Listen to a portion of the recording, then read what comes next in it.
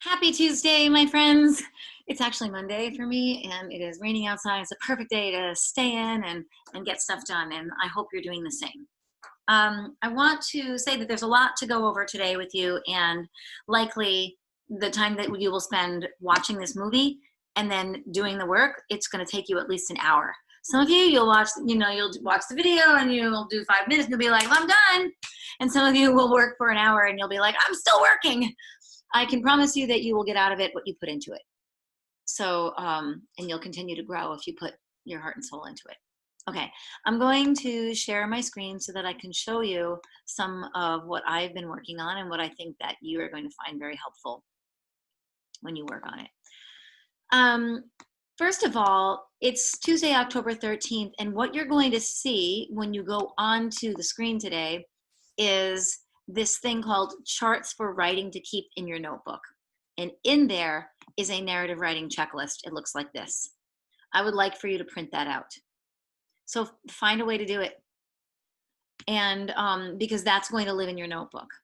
You're going to take that narrative writing checklist and print it out in your, this is what you're going to see on the screen today. I haven't finished working on it, but you're going to see a list of so far what you've done and then today what I want you to do, but I'm going to go over that with you right now.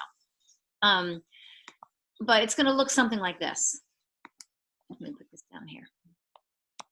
You'll have your notebook open, and on the left side, I want you to put that narrative writing checklist in. And then on the right side, you're going to work on some goals. So in the narrative writing checklist, there are some things that you could use to evaluate your writing.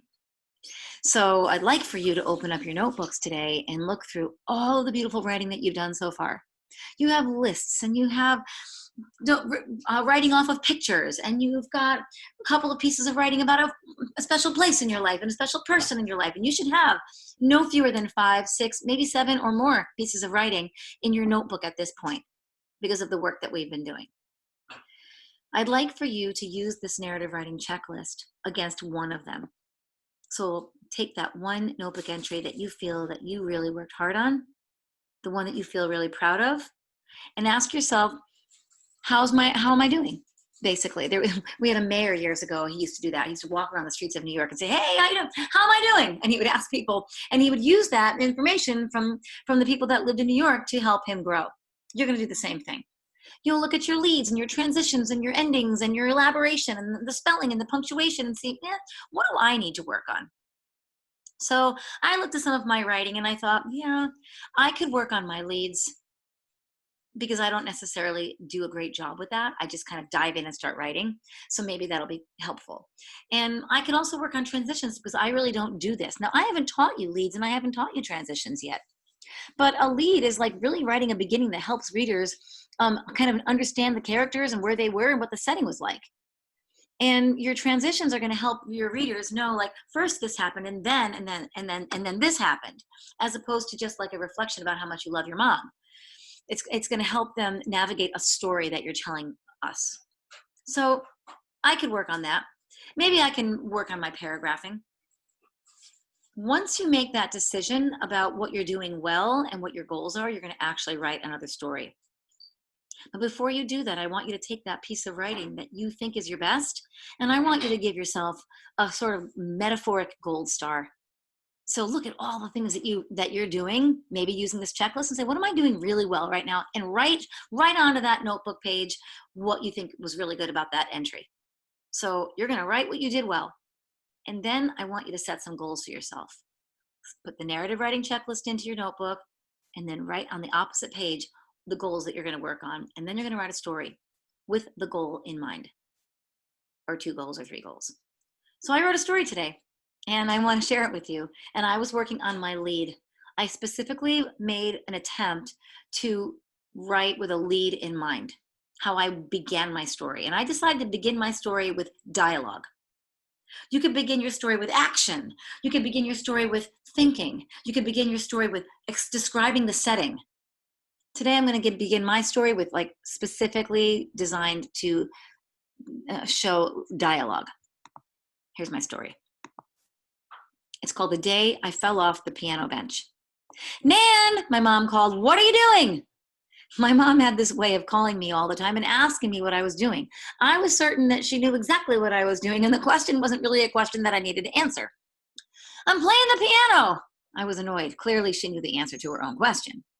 Well, I can see that, she smiled. Why are you upside down?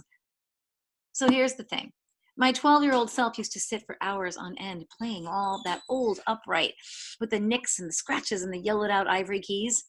I think one of the keys was even broken because I tirelessly tried to play a Billy Joel song called Angry Young Man, which, if you've ever heard that, the song puts a lot of stress on the keys if you don't know exactly what you're doing. And I didn't really know what I was doing. And that ultimately broke one of them. I digress. I suppose after a whole summer of playing, I might have gotten creative and just for poops and giggles decided to play with my feet. Not that I could ever play the Angry Young Man with my feet, but maybe Mary had a little lamb, for starters. I was on my back, head to the floor, toes tickling the old ivories, clunking away. Mary had a little lamb, little lamb, little lamb. When all of a sudden I lost my balance. I don't know if the blood rushed to my head or if I just lost concentration, something I seem to lose more than I'd like to admit. But the next thing I knew, I was on the floor. Clunk. What was that? I heard from the kitchen. Nothing. It was something. My mom scurried into the living room, dish towel in her hands, and found me flat on the floor. What in heaven's name are you doing? I think she knew. So I wrote that story thinking about the beginning, using a little bit of dialogue, practicing one of my goals. I'd like for you to do the same thing today. Spend some time evaluating one of your notebook entries, celebrate what you've done well, print out the checklist from the Google Classroom, set some goals that you're going to write directly across, write a new entry with one of those goals in mind. This should take you a while. But the work is great. It's going to make you strong. Okay, have a lovely Tuesday.